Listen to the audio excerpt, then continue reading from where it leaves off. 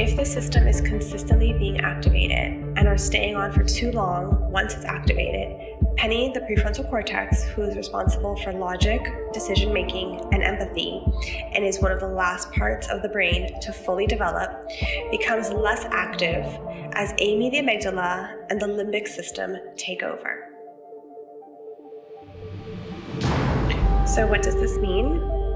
It means that you may struggle to focus or think clearly, feel impulsive or emotionally reactive, experience black and white thinking or really rigid thinking, and misinterpret neutral situations as threatening. It's not you being dramatic, it's just your brain in survival mode with Amy leading the way. People with high achieving and people-pleasing tendencies and trauma survivors live within a constantly activated sympathetic system, kind of like a fire alarm that won't turn off. Constantly being on looks like this: an overactive amygdala constantly scanning for danger, a quiet prefrontal cortex making it harder to focus, problem solve, or calm yourself down. You might become more reactive, scattered, impulsive, or shut down emotionally, and not because you're broken, but because your brain is solely focused on survival.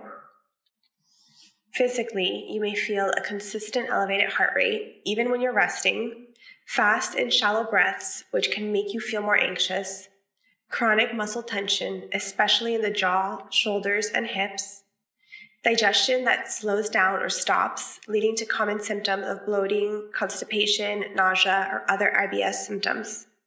Consistent release of cortisol and adrenaline, which can lead to inflammation, burnout, and hormonal imbalances.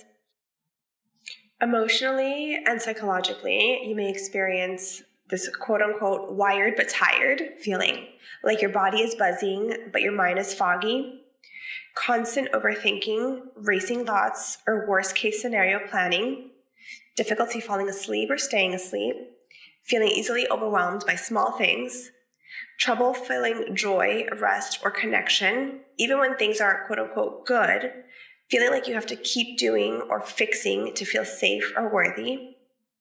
And you may also snap at others, withdraw emotionally, or feel guilty for resting. I'd like to offer a reframed perspective of when your mind and your body are constantly on. It's not that they are overreacting or you're being dramatic. It's more like it's stuck in overprotection mode, trying really, really hard to keep you safe. And it's learned that being on alert keeps you safe. This can lead the body to not trusting that a sense of calm or peace is safe, which can contribute to self-sabotaging behaviors, but we'll get to that in a little bit.